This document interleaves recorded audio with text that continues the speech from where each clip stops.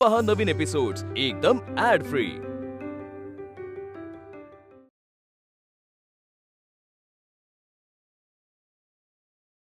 कधी एकदा केसरीच्या कार्यालयात जातोय असं झालंय। अगदी मनातलं बोललात।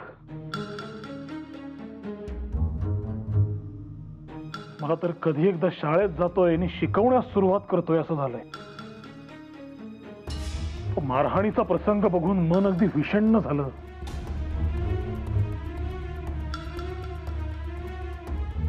तर स्वाभिमान पायदळी तुडवून आनंद व्यक्त करायची वृत्ती आपण जोवर बदलत नाही तोवर परकीय राजवट आपल्यावर येत राहणारच। इंग्रज जातील, फ्रेंच येतील, पोर्तुगीज आहेतच गोवा इलाक्यात। हे 4 गोरे मिळून आपल्या 40 स्वकीयांना हाताशी घेऊन त्यांना पगार देऊन 40 लाख भारतीयांवर राज्य करतात। आणि ही खूण त्यांच्या पराक्रमाची नव्हे बरं, ही आपल्या पराजित मनोवृत्तीची खूण आहे। बळवंतराव, आपण प्रतिज्ञा करू। ही मनोवृत्ती बदलण्यासाठी आपण तन मन धन वेचून काम करू आणि समाजात जे जे अनिष्ट आहे ते समूळ नष्ट करू।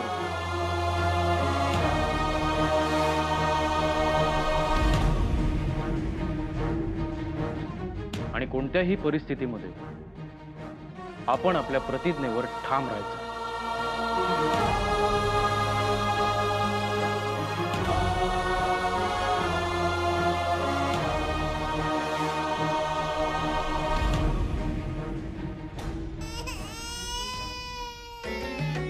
कृष्णा, बाळा, ताई, अहो ताई, ताई काय झालं तुम्हाला? कृष्णा बाळा, ताई डोळे उघडा ना। ताई, कृष्णा इथे थांबा। हा, इथे थांब, मी आलेच। जमली होती ना आई, म्हणून ती झोपली आहे। आपण नाही रडायचं, आईला काही नाही झालंय। आई दमली आहे ना, म्हणून ती झोपली आहे।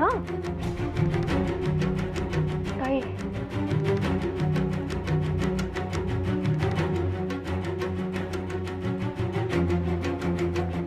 ताई हे घ्या, पाणी प्या।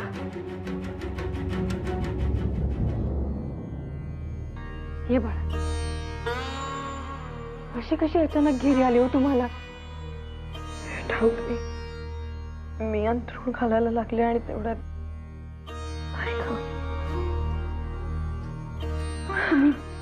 मी आराम करा बरं, मी अंथरूण करते। थांबा कृष्णा।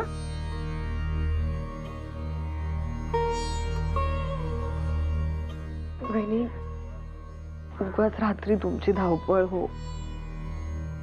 ताई, हा विचार नका करू आता, तुम्ही आराम करा। चला पडा।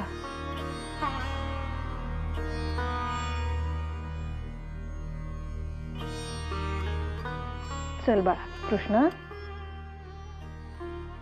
आणि बाळ, हो की नाही?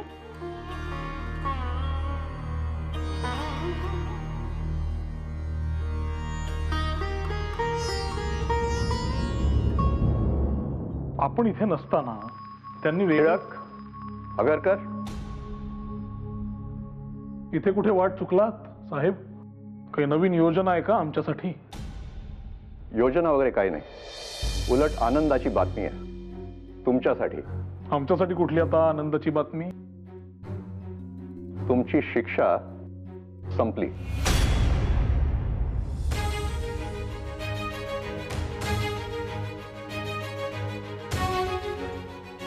शिक्षा संपली? कशी? तुमचं चांगलं नशीब, अजून काय। तुमच्या चांगल्या वर्तनामुळे राणी सरकारने तुमच्या शिक्षेत तब्बल 19 दिवसांची सूट दिली आहे। नशीबवानच म्हणायचं तुम्ही। हे असं नशीब फार कमी कैदी घेऊन येतात। नशीबवान आम्ही की तुम्ही? म्हणजे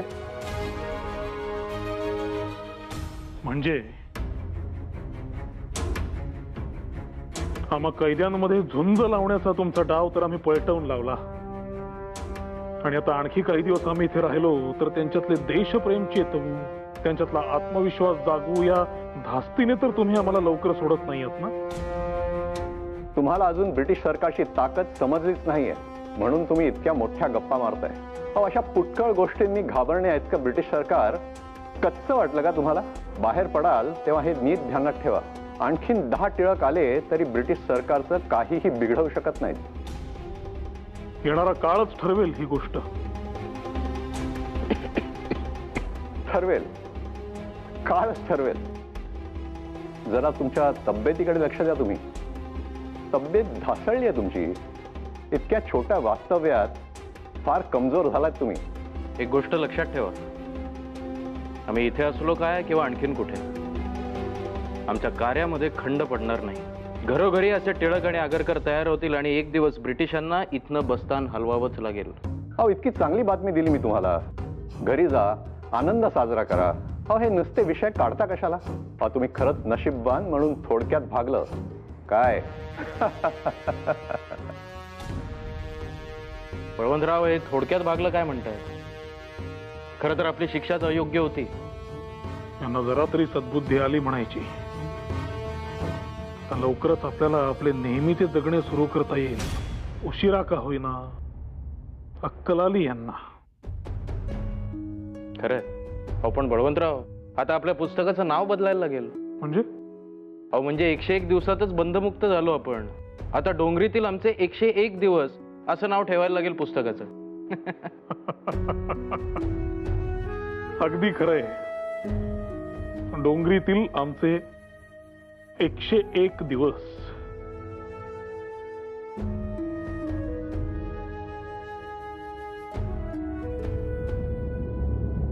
अण्णांनी पुढे काय लिहिले ते ऐका हा ताई. आम्ही आमच्या मुलीचे कन्यादान केले तेव्हा ती राजमहालात राहील अशी आवाजावी अपेक्षा आम्हास नव्हती. पण आज जी वेळ आपण आमच्या कन्येवर आणली आहे ती येईल असे मत खचितच वाटले नव्हते. आमच्या कन्येला होत असलेल्या त्रासाबाबत कल्पना करूनही मनास क्लेश होत आहे. म्हणजे सासरे बुवांचा ओरडा पोहोचेपर्यंत जावई बापूंची घरी पोहोचायची वेळ येऊन ठेपली. आणि काही म्हणा बहिणी, लेक अगदी सासरी गेली तरी सुद्धा बापाचं काळीज हे काळजीतच. तुमच्या वडिलांना तुमची काळजी वाटणं स्वाभाविक आहे. हे येऊ देत, त्यांनाच सांगते या पत्राचं उत्तर लिहायला.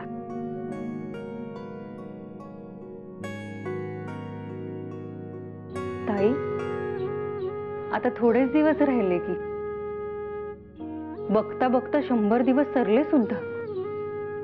दिवस काय चांगले काय वाईट काय, सरायचे ते सरतातच. ते कुणासाठी थांबतायत? बहिणी, तुम्हाला आठवत आहे यांना शिक्षा झालेली कळली तेव्हा हातापायातलं अगदी बळ सरून गेलं होतं. सासूबाईंनी इतका आग्रह केला त्यांच्याबरोबर चलायचा. हट्टाने इथंच राहिले खरी, पण घर खायला उठायचं अगदी. सारखी आठवण यायची त्यांची. असं वाटलं होतं की एकटीने कसं निभेल हे. नाही म्हणजे काळजी वाटायची, पण त्यांचा वावर तो आठवला ना की असं भयान रीते पण जाणवायचं. पण संपलं आता रीते पण. आता हे घरी परत आले ना की घराचा काना कोपरा कसा आनंदाने भरून निघतो पहा.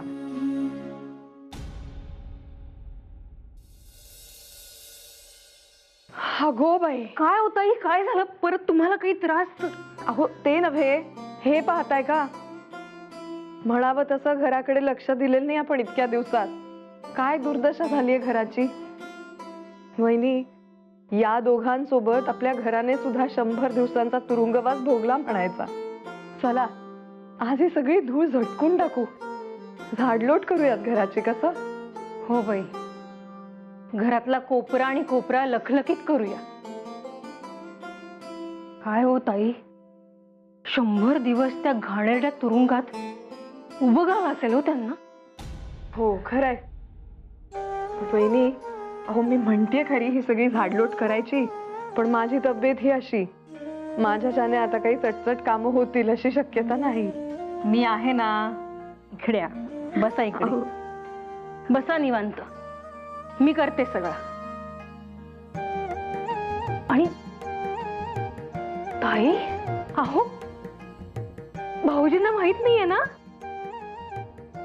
त्यांना जेव्हा हे कळेल तेव्हा काही खुश होतील ते. हे असे खुश होतील?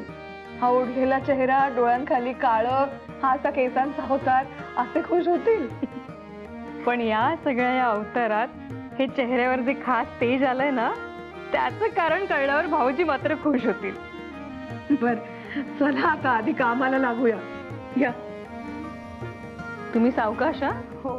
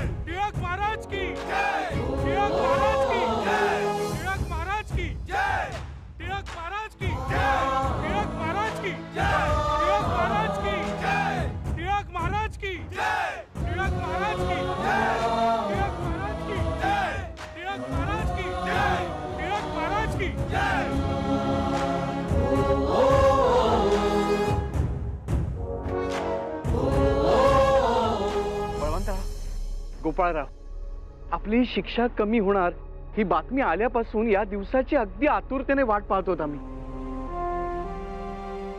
अखेरीस तो दिवस एकदाचा उजाडला. टांगा तयार आहे. आता टांग्यातून आपण स्थानक गाठू आणि आगगाडीनं पुणे. पण तत्पूर्वी यांना भेटा. हे दीनबंधुकार नारायण मेघाजी लोखंडे. नमस्कार. आणि हे दामोदर सावळाराम यंदे. नमस्कार.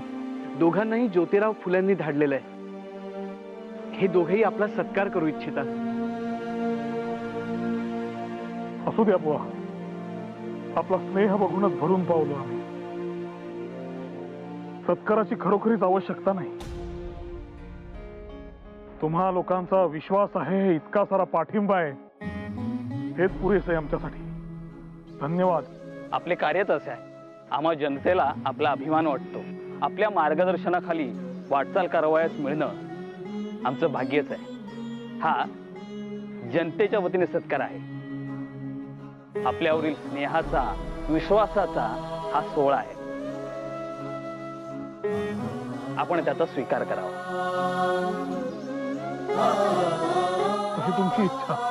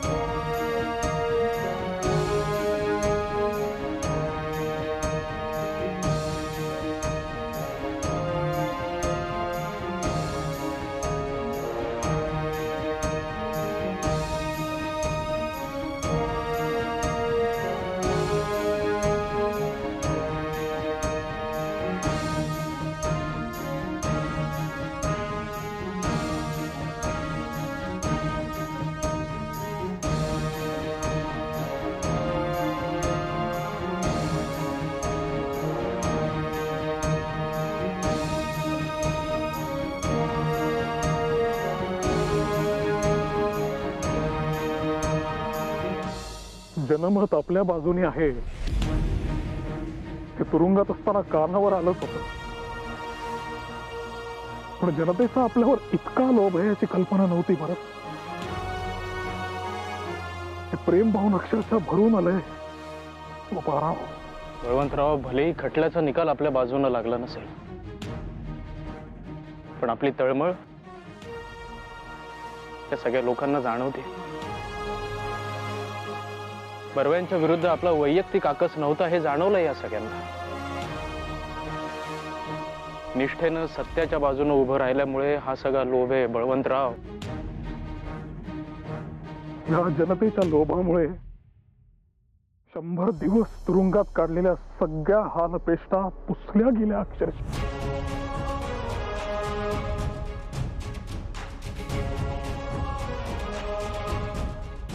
हे घ्या. हे पैसे कसले? हो, राजासाठी तुम्ही इतकं केलं, इथून पुढे असंच कार्य करत राहा आणि या परकीय राजसत्तेला इथून हुसकावून लावा. ह्याची ताकद केवळ तुमच्यातच आहे आणि या तुमच्या ताकदीला मदत म्हणून माझ्याकडनं हा खारीचा वाटा वा, घ्या. हो, नाही म्हणू नका. हो, घ्या घ्या घ्या घ्या. नमस्कार करतो बुवा. टिळक महाराज की, टिळक महाराज की, टिळक महाराज की, टिळक महाराज की.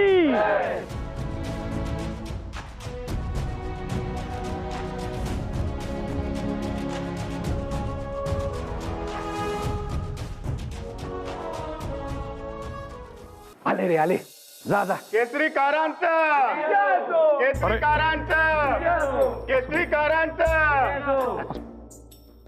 असू दे. मंडळी, हे आपलंच कार्यालय. इथे हार तुरे कशाला? या. पण खरोखर तुरुंगातून सुटल्यापासून ज्या प्रमाणात लोक कौतुक करतायत, हार तुरे घालतायत, मन आता अगदी संकोचून गेलंय. संकोच कसला करतोस?